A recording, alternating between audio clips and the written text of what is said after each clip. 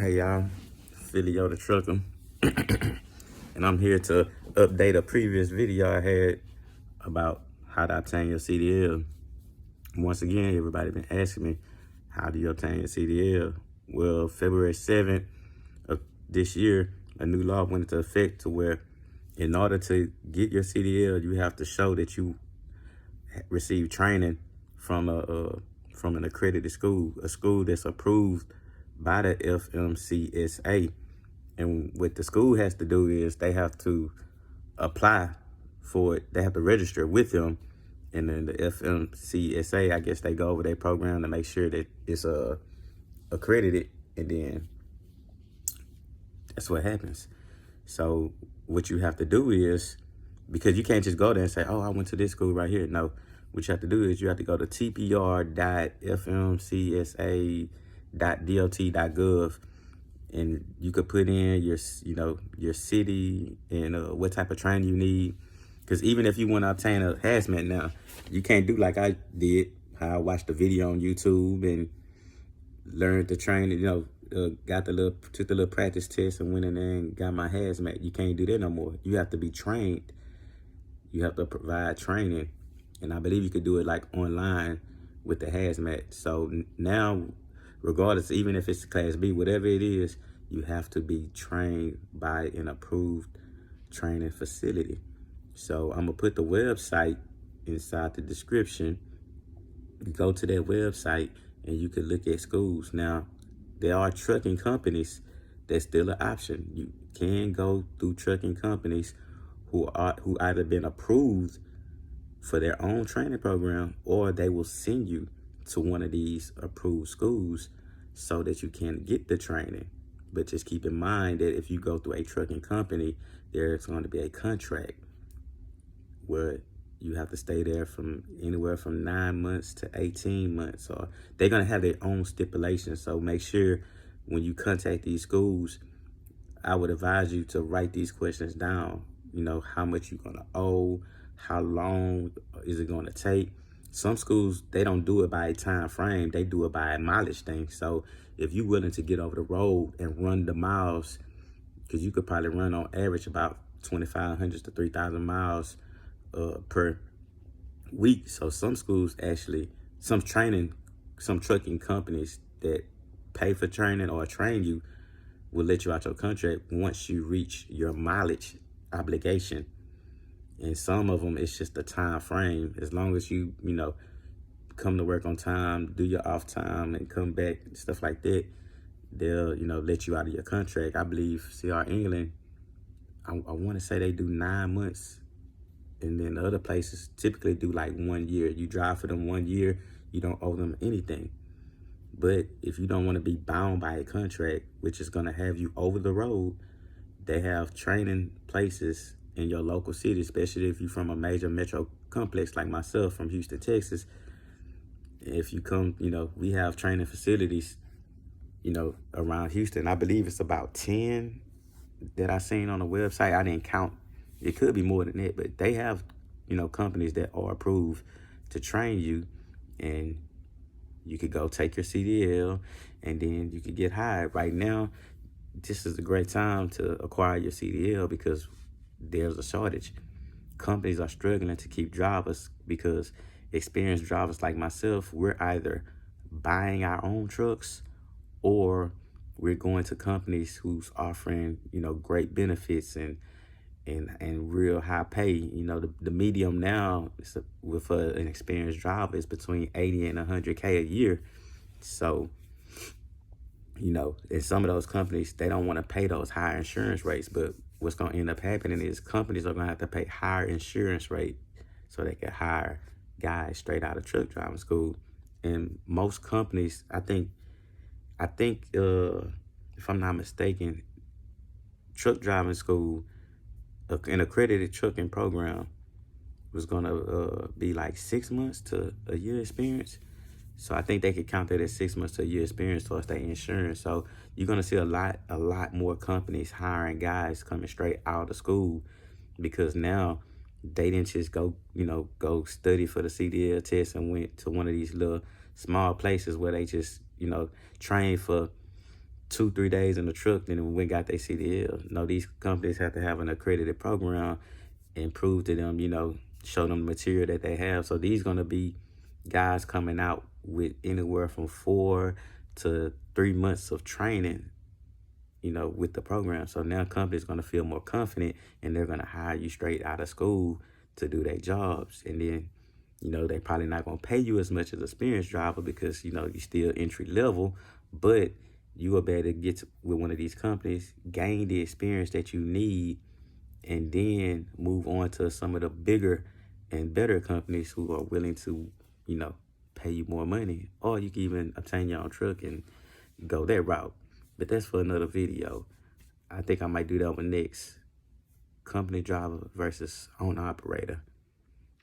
That's what I'm going to do next. So with that being said, I'm going to put the website inside of my description box, tpr.fmcsa.dot.gov, and you can go on there, find the schools if you're finna pay out of pocket or get some type of funding from, like, in Texas, we have the workforce. I don't know what state you live in, and if any type of financial programs they might have that will pay, like I said, you can find these companies, that does that for you. But keep in mind, they're going to want you to be over the road, or they're going to want you to drive teams, and they're going to want you to be there for a particular amount of miles or a particular time frame to satisfy your contract. And if you leave before that, I know people who left and had 2 months left in their contract after being there for a year. I seen people leave a company and they almost reached the mileage, and what the company did was they deducted a cents per mile type of thing, and was like, okay, well, you still owe us this much, so since we charge you $6,000 for the school and you drove 3/4 of the mileage that we need, we're not going to charge you the $6,000.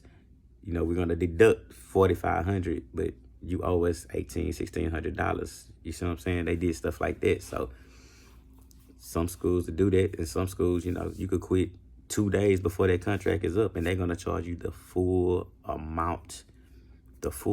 So always keep that in mind before you sign those contracts. And my advice is, every trucking company at the beginning is not going to pay you a lot because they're taking a huge risk of putting you behind that wheel. So because they take these big risks, they're not going to pay you a lot of money. They're not.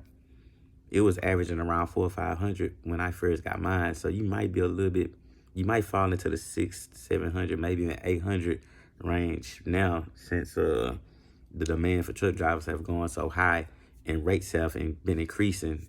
So they probably gonna pay you a little bit more now, but just always keep that in mind.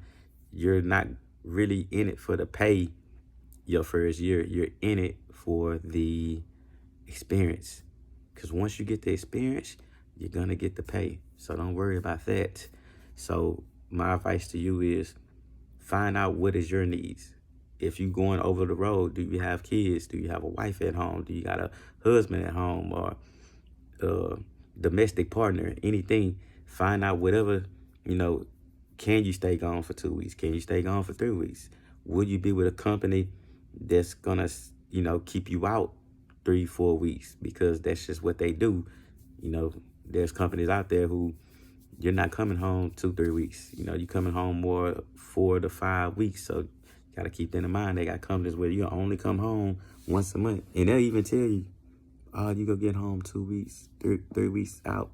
But they have loads. They want these loads to be ran, and they're gonna try to get their loads ran because that's their bottom line. And they even do it with, experienced drivers. They'll try to keep them out. They won't send you back home. And they have companies out there who great at sending you home. They run east of I-35, and they don't even run north of I-40 or stuff like that. So you got companies that keep you down south, or keep you, more on the east and not out towards the west. And their contracts that they have, they're able to keep you in a closer loop around your, if you're from like the Texas or, Houston or DFW area, it's a lot of, it's a lot of things being moved in and out of the city and around this area, so around this region, I should say. So they have companies that pride themselves on getting you back home at least every 2 weeks, because they don't want you to, get homesick and leave. So just, whatever needs you have, whatever you have, whatever concerns you have, write these questions down. Think about everything and call every school. Every school. Call them all and compare your pros and cons, and then make your decision based off of your pro and cons list.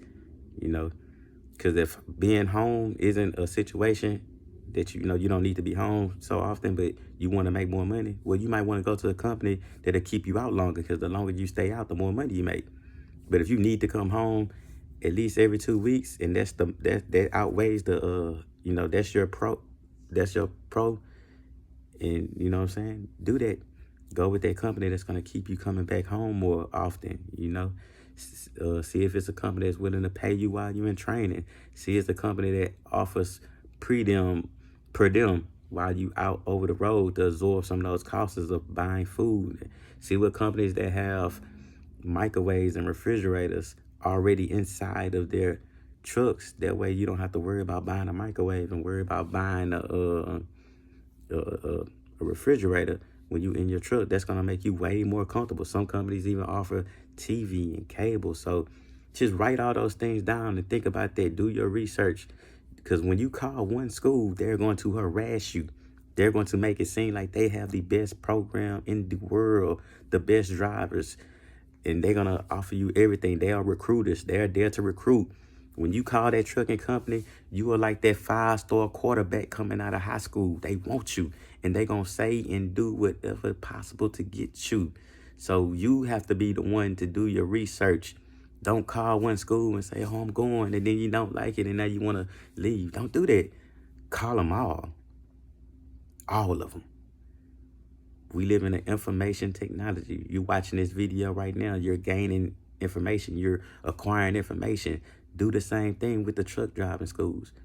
Get on Google, search up all the schools and call them all, and don't let the recruiters kind of like bully you, because sometimes recruiters will try to bully you like, oh, you need to come here. You said this and you said that. No. Ask questions. Ask them. Ask the questions. Don't be so eager to just jump on it. Right now, take advantage of the situation. There is a trucking shortage. Trucking companies need you. Take advantage of that. I'm telling you, take advantage of that. Get your experience. Get your CDL. Don't be nervous. Don't be discouraged if you fail the test. And keep in mind that a lot of schools are switching to automatic trucks, because a lot of guys used to fail the truck driving test because they would use a standard. If you take the CDL test in an automatic truck, you will have a restriction. So keep that in mind, that if you go to this company and you spend a year driving an automatic truck because you got that A restriction on your CDL, and you come back into the real world of trucking, some companies might not hire you if you got that A restriction on there. But a lot of companies are switching to automatic trucks, but there are still companies that run older model equipments, because standard trucks are cheaper. And if you're buying a fleet of trucks, you're trying to save money. So more than likely, you're going to buy the 10 speeds, then you're not going to be able to drive. Because if you get caught driving a 10 speed, you're going to be in big trouble driving a manual if you got an automatic restriction on your license. So keep that in mind. And if you like this information, like it, subscribe to my channel. If you have a question, you can write it in the comments, or you can send me an email if I didn't cover what needs to be said. I try to keep these videos as short as possible. And hey, don't be afraid to reach out. I'm going to make more videos, more content. I've just been going through a little something myself with some adjustments I've been making with my career. But hey, I'm here. Thank you. Peace out. And good luck.